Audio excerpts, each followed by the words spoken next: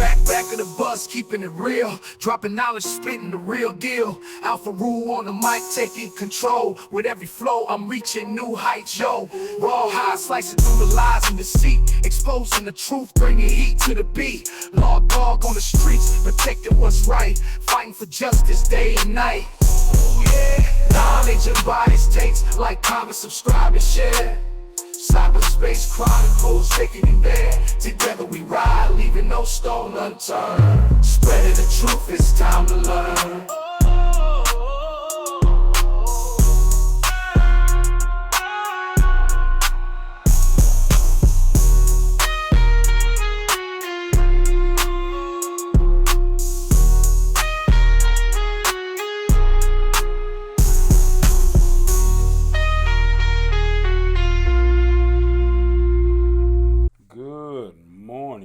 Afternoon. How are you guys doing today? We have a really great show today. We're doing something a little different. I know you guys are used to me doing films, film breakdown, or analyzing the game, looking at quarterbacks, looking at runs, looking at whatever. Today we're just going to analyze a question. I think it's probably one of the biggest questions. You've heard people on ESPN give predictions. You heard people on YouTube give predictions. You heard people, fans, you've heard coaches, you've heard a lot of different things. But I wanted to kind of come at you with a different way of analyzing this particular question. So the question is, what's the question? Check it out. This is for my back of the bus people. Let's rock and roll. What should Colorado's fans' expectations be for the upcoming 2024 football season? That's a lightning rod of a question. I've heard people go from undefeated all the way down to 3-9. We've heard so many different things, but a lot of it's kind of opinion based or kind of what they think it should be. But I kind of wanted to come at it with an analytical thought. So this is the one thing that Colorado fans ask, and I think it's a very fair ask. You ask that give Coach Prime the same amount of energy and expectations you would any other coach in America. Don't make it more, don't make it less. Just be fair. Just what are your expectations are from a team that was won in 11 2 years ago to a rebuild. What should the expectations be for this, to a second year coach? What should expectations be? So what I'm going to do, I'm going to take 25 years of history from 1998 to 2023 from Peyton Manning. What I'm going to do is I'm going to take that information.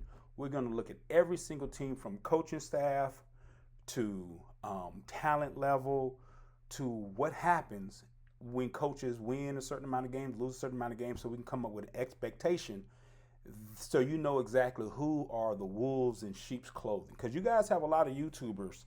And I'm not talking about the analysts, the people that just talk about football. I'm talking about the ones that claim that they believe they down for Colorado and all that other stuff, telling you that certain records are going to be okay. So let's look at it. Let's see exactly what the expectations are going to be. And then we're going to kind of go from there, okay? First, let's start with coaching staff. Colorado has 159 years of NFL experience, whether they played, whether they coached, whether they was assistant, whatever they did. This is their coaching staff. The head coach is Coach Prime. We all know Coach Prime, his background, gold jacket. Then you have Coach Schumer. He was an offensive coordinator and a head coach in the NFL. And then you have Robert Livingston. He was an assistant. He was a secondaries coach in the NFL. That's your defensive coordinator, offensive coordinator, and head coach. These are the decision makers.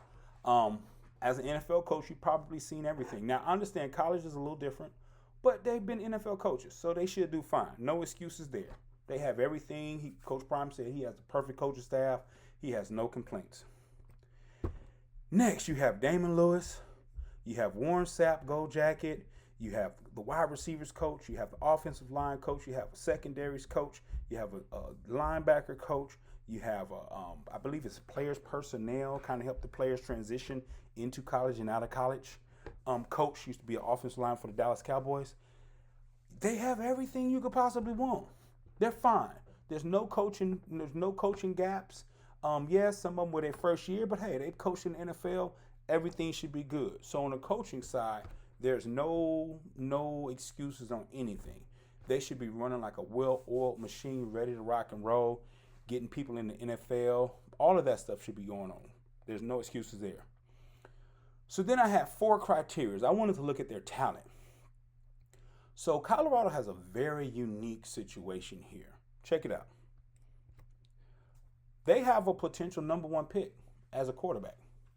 So that's one category. Over the last 25 years, I wanted to look at and see exactly what teams did when they had the number 1 quarterback drafted in the NFL over the last 25 years. What their record was, what they ended up doing, if they had a bad record, what happened to the coach. That's one category. So we're going to break down every category. Next category is they have 2 potential top 10 picks. Not potential. In everybody's eye, they got 2 top 10 picks. I wanted to know what happened to the teams that had 2 top 10 picks. All the colleges in America, what were their results and what happened? So what we're trying to do is we're trying to build a data of information so we can give a legit expectation on Coach Prime. Not too lofty, not under his ability. We just wanted to know exactly what the expectation should be for Colorado. So I looked at every team that had 2 top 10 NFL picks over the last 25 years. Since 1998, we're going all the way back to Tennessee's Peyton Manning. Next, draft picks in the first round. Coach Prime has definitely, and we've heard it on YouTube, we've heard it in media, Coach Prime has definitely let everybody know he thinks he has at least 4 first-round draft picks. So the obvious ones are going to be Shedeur and Travis. Those are obvious.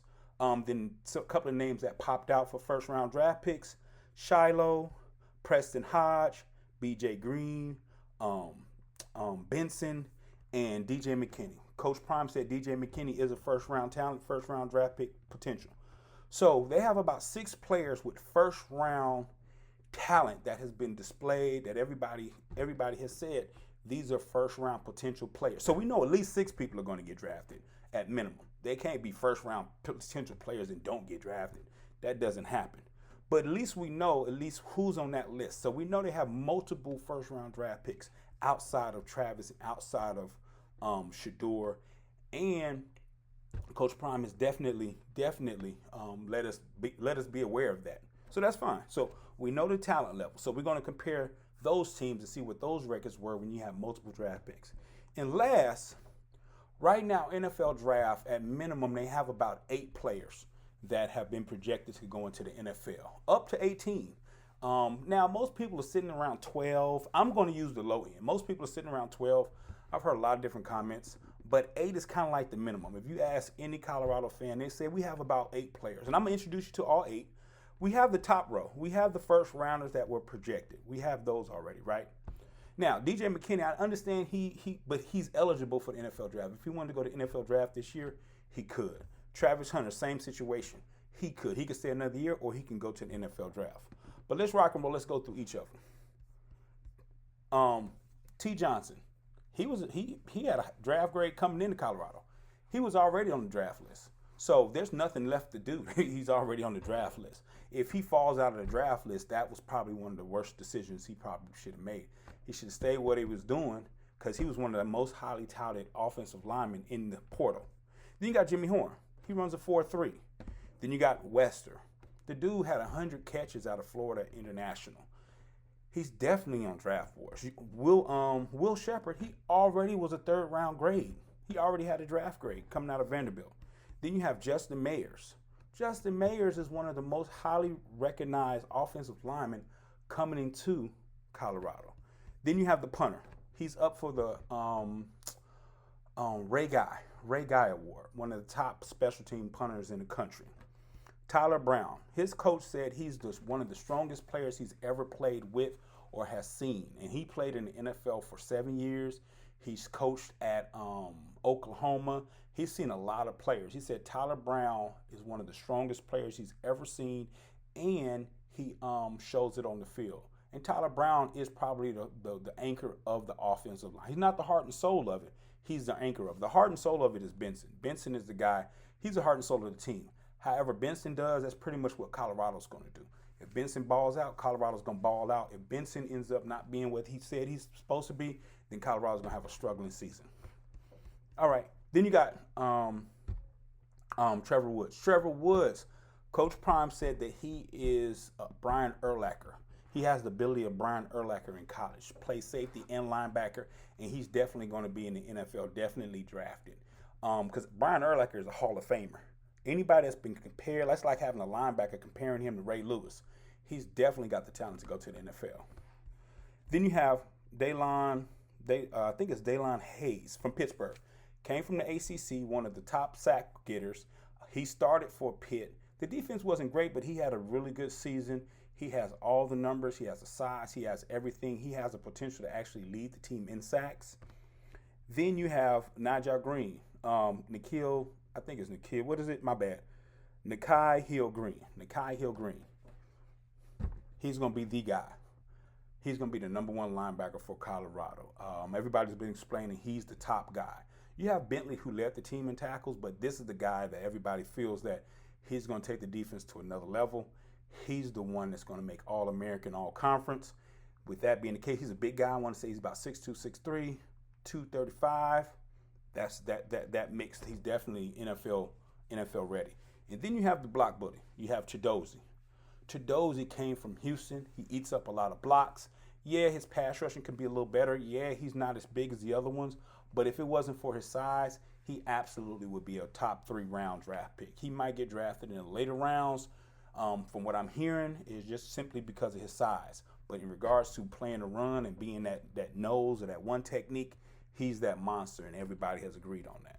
So they got about 8 to 18 draft picks. Now, when I do my analysis, I'm dropping it all the way down to the lowest number of about 8, because that seems like that's the sweet spot for the Colorado fans. They feel like at least 8 is how many is going to get drafted. So we're going to keep it right there, and that's where the analysis starts. I'm not going to compare them to a team that gets 15 drafted. That's not fair. I think it's fair to just keep it at the lowest number, and then we kind of work from there. Next, now these are the potential draft picks that don't be surprised if they pop up in there. Now, I don't know how it's going to work, but these are the names that you hear. You hear Torian Carter from Arkansas. You hear Bentley from Bentley, who led the team in tackles. Then you also got Amari McNeil. Amari McNeil had 3 sacks. He's a great 3 technique. He looks good. People are projecting him to be the biggest surprise on the team. Then you have Travis Jay. He's on the Senior Bowl list right now. He's on the current Senior Bowl list of people that they're looking at to add to the Senior Bowl team. Then you have Quincy Wiggins. Quincy Wiggins was the number 1 player out of Louisiana, went to LSU. He's 6'6", 270. If he runs a 4.6, you can't tell me that they won't look at him. Then you have Shane Coates. Shane Coates was the leader of the defensive line last year outside of the defensive end. I forgot his name. Linebacker/DN. I can't think of it right now. But Shane Coates is a leader. He has an L on his jersey or a D on his jersey, one of the two. He is one of the captains of the team. And then the last one is going to be Ryan Buell. This kid right here, 5th-year senior. Last year, he was a dominant force at Ohio University. They're expecting him to come in here and keep it up. He's more of a 3 technique defensive tackle. So they have a lot of draft players, a lot of players with potential draft pick status that you can't doubt. If you ask a Colorado fan, they'll let you know like at least 12 are going to get drafted, but I'm going to keep it at 8. 8 is the low number that I've been hearing, so I'm going to keep it at 8 for the analysis. Now, let's go into the analysis and see what has happened over the last 25 years. What type of team does Colorado have, and what should those expectations be? Boom. Draft picks. Number 1 quarterback. There were 18 teams that had a number 1 quarterback over the last 25 years that was drafted number 1. The most wins was LSU 2019. The least amount of wins was Kentucky 1998. That's Tim Couch, okay? Now, 2019, I believe that is Joe Burrow. I believe that's Joe Burrow. Yeah, LSU Joe. I believe that's Joe Burrow. Hall Mumi, he got fired.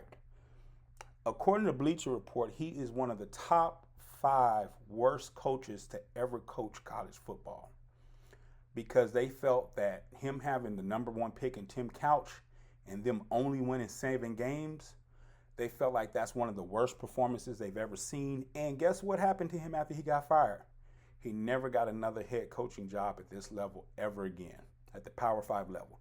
He never got another coaching job. When you have a #1 quarterback with that type of potential, they're expecting you to win more than 7 games. Okay? Average wins for those particular teams that had #1 quarterbacks was about 10 to 11. So let's just say 11. It was about 11. It was about 11 games you can expect for your team to win, about, no matter who it is, about 11 games. Next, let's say you have 2 top 10 draft picks. 2 top 10 draft picks are, that's Travis and Shedeur. Those are pretty much the obvious ones. What happened? Most wins was Washington, 2023. This is over 25-year span. I'm going from 1998 to now. They won 14 games. Washington, this is last year's team. Now, least amount of wins. UNC had 2 top 10 picks. John Bunning, that was his first year. I actually played for John Bunning. He was my linebackers coach in New Orleans. Then Oklahoma, you had Bob Stoops. That was his 11th season. He was already the 2-time college football coach of the year. So nothing really happened to him. They really didn't ridicule him. They just felt like he just had one of those kind of like an off year. Then LSU. LSU fired Les Miles mid-season because they felt that 8 wins with the type of talent that LSU had in 2016. Now, there was a little scandal, but that was kind of created to get rid of him. So the real issue was Les Miles. They felt like when he first got to, and I have a little asterisk with Nick Saban here. So let me tell you a little story. So Les Miles took over when Nick Saban left in 2004. Nick Saban left to go to the Miami Dolphins. Les Miles took over. 2005, they went 11-2. 2006, they went 11-2. In 2007, they won the national championship. Okay? The problem is during that time period, everyone there felt like that was Nick Saban's team. Nick Saban won that national championship. Even though he technically did, at that time, you guys got to remember, we didn't have a transfer portal that we have now. So for you to turn around a team, it took you 2, 3, maybe even 4 years because you had to get recruits in, you had to train up quarterbacks, you had to change the whole culture of the team. It's not like how it is now where you can flip the roster. I think Coach Prime has been able to flip the entire roster. He's brought in 80 guys in one season. He has 80 new players within one season. This time last year, not this time last year, but before they started last year, we haven't even gotten to the second season yet. Since the beginning of when he first got there to now, I think it's about 80 people. He has a completely new roster. Were not able to do that back then. So it took time. So when you got a new coach, you knew the 3 or 4 year period, the 4th year period, that's when you should see the fruits of his labor. Then when it came down to 2016, they felt like this guy really can't coach. He got his name off of Nick Saban's team. That's pretty much what people felt like. Now, the interesting thing is, let's see if they were right. So he was one of the only people that once they got fired off of not a bad season, but just a season that's not expected for that much talent. He went to Kansas in 2019. His record at Kansas was 3-18, and we've never seen him again. If it wasn't for Nick Saban's roster that Nick Saban created for him before he went to the Miami Dolphins, Les Miles would not be the Les Miles that we all know. The average win for any team that has 2 top 10 picks is right at about 11, between 10 and 11. So I'm gonna say round it up to about 11. You can expect about 11 wins for that type of team. Colorado has that. Colorado has a quarterback that can be #1, and they also have 2 top 10 picks. All right, multiple draft picks, first round. We've already identified about 6 players that everybody has kind of identified that could be the 4 players that Coach Prime is talking about that he felt like he has on his team. Meaning they have the talent to be first-round draft picks, so there's no issues with their talent. They can go. So there was 152 teams that had multiple draft picks in the first round, and obviously Georgia, 2022, 15 wins. They had the most wins, least amount of wins, which is interesting. It was the 2010 Colorado. They had 5 wins. Dan Hawkins was fired. He also made the list of one of the worst coaches in college football history. But he did well at Boise State before he came to Colorado, so he wasn't as high on the list. But check this out. The interesting part about him, he never coached again after getting fired from Colorado with that much talent. He never coached again at that level. Never, ever coached again at that particular level. Okay, so average wins. That's about 10. Just because you have 2 draft picks in the first round does not mean you're going to have this crazy season. But 10 wins is still a good season. It's still a good season. But when you have 2 first-round draft picks, you're going to win games. I don't care who you are. It's almost impossible not to win games unless you are Dan Hawkins. One of them rare situations is historical that doesn't really even happen like that. Okay, he got fired mid-season. They didn't even let him finish the season. He got fired mid-season. All right, so now I want to do my analysis. So multiple draft picks over 8. Remember, we're at the low end. We're looking at just 8. We're not going all the way up to 12, which is the consensus, or 15. I've heard 15. We're not going all the way up to there. I just wanted to see teams that had at least 8 draft picks. What happened? How many teams were there? Was 87 teams with 8 draft picks in the draft, right? Since 2000, over the last 25 years. The most wins was LSU 2019 and last year's Michigan team of 2023. Interesting or not, that Georgia team didn't have 8. The Georgia team that I just talked about, they didn't have 8 draft picks for that particular year, but they were still really, really good. So it is what it is. Least amount of wins was 2006 LSU. LSU's popping up again. We had a couple of teams. It was COVID. I really couldn't count it, but the only conference that kind of played was the SEC. So that's why I'm only talking about the LSU team, because the COVID year, a lot of teams had to cancel games. A lot of games were forfeited. Their records were all messed up because they just forfeited games.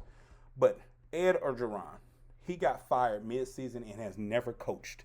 He had 6 wins. With that much talent, he only has 6 wins.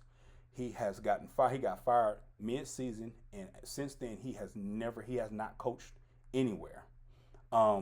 So the average wins here is right at about 11. You're going to average about 11. You got 8 draft picks. You got 8 draft picks or more. You're going to win at least 11 games. So I'm trying to give Colorado fans a justification of what their numbers are, what they should expect, and when we give these numbers out, we're literally trying to give them the same energy we would any other coach, the same expectations we would any other coach. Nothing more, nothing less. That's what they're asking for, and I'm just going to give it to you, and I did all the research for you. Okay, teams similar to Colorado's talent. So what I did was we have 4 categories. We have number 1 pick at quarterback, 2 top 10 picks, multiple first-round picks, and at least 8 draft picks in the draft. And I said if you had 3 of the 4 things, then you're similar to Colorado. So these are the teams that have the similar talent to Colorado. You got the Tennessees, you got the Ohio State. Obviously, you see a lot of national champs. Alabama, they're very similar to the 2011, 2012 Alabama. Alabama 2019, Ohio State, Alabama 2020. The only team, even they're similar to Washington's teams from last year.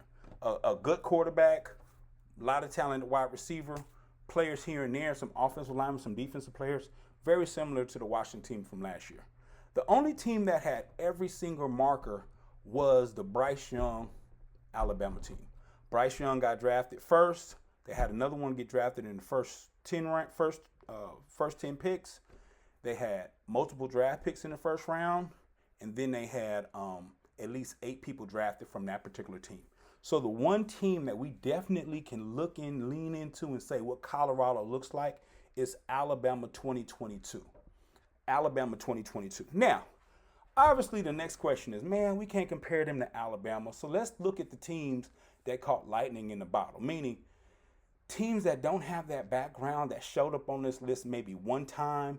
Let's look and see what their records were when they showed up one time, and it just happened that everything came together.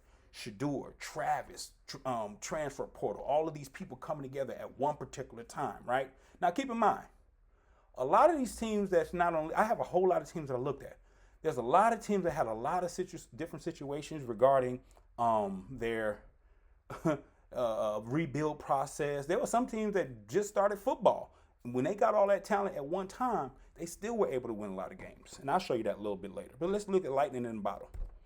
All right, so Kentucky, 1999 with Tim Couch. He got fired. Kentucky ain't been good since. They've been kind of good, but they haven't had that much talent. They haven't had the type of talent that they had that particular year with the number one quarterback. They've had some talent, but they had a number one quarterback that particular year. UVA, previous year, they were only 5-7. When all the talent came together, they went 9-4. Georgia Tech, Paul Johnson's second year. Rutgers, 2009, it was lightning in the bottle. It just happened to happen that particular year. Boise State, 2011, they just started football in 1996. So they literally had just started a football team within 14 years later. They were 13-1 playing. I want to say that's the year they played Oklahoma in the BCS game.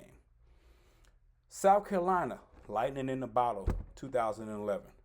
Texas A&M, this was Kevin Sumlin's second year coaching, and it was the second year that Texas A&M came into the SEC. So this is just a second year coach. Just a second year coach with some talent. He figured out a way to still win 9 games in the SEC. All right, Alex Smith at Utah. Alex Smith factor. Alex Smith was the number one player, number one quarterback drafted. He got them to 9 wins. I'm telling you, number one quarterback drafted, those guys that have that type of talent, they really carry their team. They know how to carry their team. Mississippi State, Joe Moorhead's first year, he went 8-5. Cincinnati, this is what they had. So this is where Travis Hunter also puts a little spice on this. This is the Kobe Bryant and Sauce Gardner factor. Kobe Bryant won the Jim Thorpe Award as the number one defensive back in the country, and Sauce Gardner, as you all know, is one of the best corners in the NFL. He was drafted 4th in the NFL that particular year, number 4th pick in the NFL that particular year. So when you also got some DBs that are some dogs that's getting drafted like that, it can carry a team. Colorado got a quarterback and it has DBs that can do that for you. And then TCU. So this is another one that's going to help us transition into the next stage. So TCU, this is Sonny Dykes' first season coaching TCU. He had all the ability in the world. He had nothing but talent around him. He figured out a way. He was able to coach that team all the way to the national championship. Yeah, they got blown, but they made it there. I'm pretty sure if Colorado fans can make it to the national championship, win or lose, it's an exciting epic year. Previously, it was only 5-7. They just fired a coach. They had a losing record. This coach came in and turned everything around immediately. Now, the Dugan factor. Dugan was the quarterback. So this is what one of those teams I was talking about. I have 5 teams that lost their quarterback within the first 4 games. And with that much talent on their team, they still found a way to win games. Dugan, the quarterback for TCU, the starting quarterback went down the first half with a sprained knee of their first game of the season. This coach had so much talent. He had so much coaching prowess. So much coaching ability. He brought in Dugan. Dugan was a starter, lost the starting job, came back, and then Dugan, when he came back, he was able to pull that team, and they went on a run. So even with starting quarterbacks going down, even with Shedeur Sanders, I know how great he is, but every single team that I saw over the last 25 years, when they lost their starting quarterback, they still was able to win a minimum of 8 games or more. So the quarterback made a big difference on them being national champ contention, but they didn't make a big difference on them being actually a good team or not. You guys understand what I'm saying? So I hope you guys understand that. So if you're a good team, you lose your quarterback, you're still a good team. You'll figure it out. There's a lot of schools. Hell, Alabama, sometimes they pull a quarterback and just switch it. It don't have to be an injury. It could just be, I'm taking you, you're not starting, and let the other guy start. So, all right. So that's lightning in the bottle. Those are those particular teams. Remember, this is since 2000. This is over 25 years since 1998. I'm giving you every single data and giving you the backstories. Now, I have to find a floor for Colorado. I kind of know what they have the potential of doing with that talent. They have the potential of taking the whole thing. They do. So what I did was I looked at the numbers, I ran statistics, and it looks like right around here, 8 wins. These are all the teams that won less than 8 games that has Colorado's talent. Meaning at 8, it gets real hairy. So let me tell you the story about each one of them. This is going to be interesting. We've already talked about Kentucky. The guy never coached again at that particular level. Ohio State, they won 7 games. It was his first year. NC State, Chuck Amato fired the next year. He never coached, he never became a head coach at that level ever again after having that much talent and only winning 7 games. Larry Coker, fired. Never coached at that level ever again, only winning 7 games. Tennessee, Lane Kiffin, that was his first year. Interesting part about that, that was his first year and only year. He left Tennessee and went to, I want to say USC. Now he's at Ole Miss. But, okay. Miami, Randy Shannon, fired and has never coached at that level again as a head coach. Dan Hawkins, I already talked about Colorado, fired mid-season. Ron Zook went 7-6 with that type of talent, fired and has never got a head coaching job at that level again. I played for John Bunning. That was my linebacker coach. Ron Zook was the defensive coordinator. I actually played for Ron Zook at New Orleans as well. So it's interesting to see him on this list. Will Millsap. Now, this is the only guy that was fired after winning only 7 games for a very talented team and got another head coaching job. But this is the crazy part. When he went to South Carolina, over his 4 years, he lost 25 games. That is the most losing. That is the most losses for any South Carolina coach in the history of the program. So the reality is, if you can't win 7 games, and there's been a lot of examples with that much talent, you're probably not a good coach. And if you do get hired again at that level, Will Millsap showed you, I'm really not a good coach. We've had 2 coaches that showed you that. You had Les Miles, went 3-18 and got fired, and you never seen him again. And now this guy had 4 years and he lost 25 games and lost more games in 4 years than anybody in the history of South Carolina. So we're trying to build the highs and the lows of Colorado. Okay. Al Gogan, fired next year, midseason, fired. 6-7. Jim Moore, never seen him again. Fired midseason from UCLA. 2020 had a COVID year. And then LSU, 6-7, 2021, Ed Jerome, fired. Has not coached. You haven't seen him pop up anywhere. This is more recent. This is 2021. He got fired and has not been picked up to coach anywhere. So it looks like, well, not looks like. The obvious answer is the minimum wins you can have to just be considered any kind of coaching is at least 8 wins. You have to have 8 wins. So 6-6. If you hear somebody say 6-6 is a good season, I'm not talking about football. I'm not talking about the channels that talk about football and just kind of break it down how it is. I'm talking about those channels that have that I believe Coach Prime, I believe this, I believe that, and everything is sweet. If they also telling you at the exact same time 6-6 is a good season, they're lying to you. They're wolf in sheep's clothing. If you have someone that does everything and stays completely positive for Colorado, but at the same time says Colorado is 6-6, then you definitely need to understand that that's a wolf in sheep's clothing. Now, if you have somebody that gives honest critiques about Colorado, saying they're good, they're not that good, and they give you 6-6, 5-7, 75, they're trying to tell you what it is. They have that freedom, but not a Colorado channel. A Colorado channel, you do not have the freedom, because the problem is they cannot. You understand, in the history of college football over the last 25 years, if you have that much talent and you win less than 8 games, you have a major issue. And then, even if you're talking about the rebuilds, even the teams that had rebuilding seasons with that much talent still won 8 or more games. And if you won less than 8 games, you got fired maybe end of that year or the middle of the next year. Even if you were rebuilding from a 2-12, one team was coming from a 3-9 season.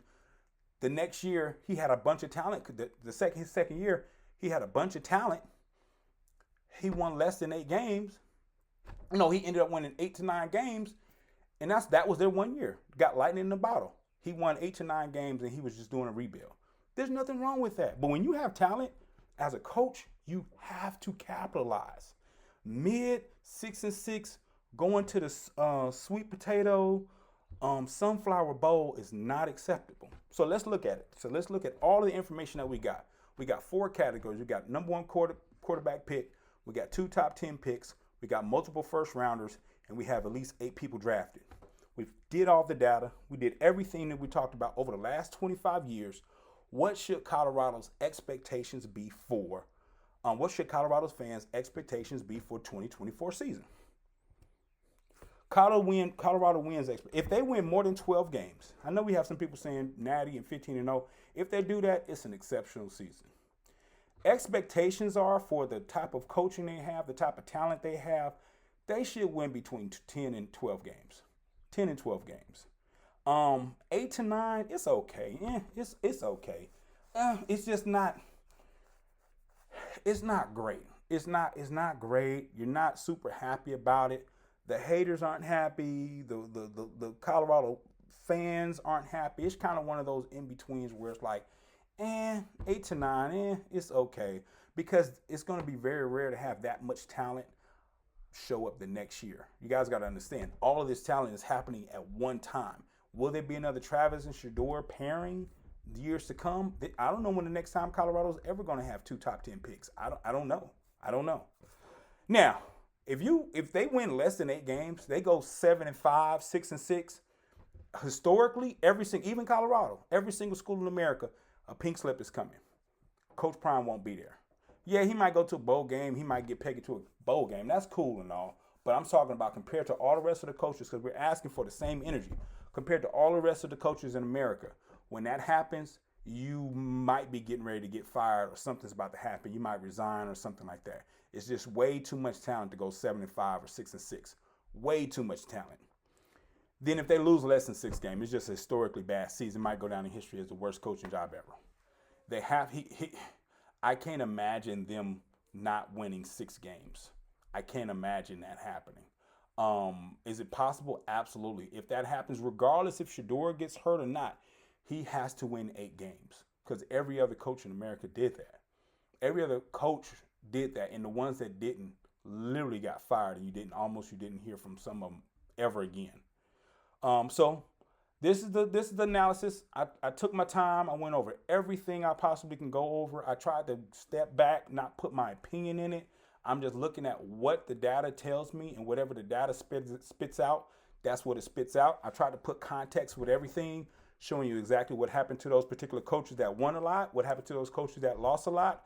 Find that line in the sand where it looks like that's where in college football, that's where the issues are. And I also put into the fact that it's a team that was 1-11 2 years ago. I put that into the factor. All of that stuff put in there because there's a lot of teams that went through that in the past. And when they got talent, they had to make it work. That's the year you make it work. Because the question is, if it doesn't work with Shedeur, Travis, and all of this talent, how is it going to work with someone else? It's just a very difficult situation. Well, salute y'all, Colorado fans. Good luck this season. We're looking for about 10 to 12 wins this particular year. 8 to 9, it's okay. But please do not win less than 8 games. If that happens, you might have a problem coming up that Coach Prime's gonna have a major issue that behind the scenes, boosters and all of that, things are gonna change. Even commits might have a change of heart. All right, have a good one. Everybody back at the bus. We're out. Getting in the back is where we belong. Kicking knowledge, soak it up, and we stay strong. From by 6, spit truth, that's our flow. Alpha rule, raw, high, law, dog, let's go. Like, comment, subscribe, and share, that's our motto. In the back of the bus, we shine bright like a logo. Knowledge and experience, we ain't playing games. Fubu, for us, by us, that's how we claim our fame. On the bus, we rise above. Gotta show 'em what we're made of. Knowledge, experience, and unity. But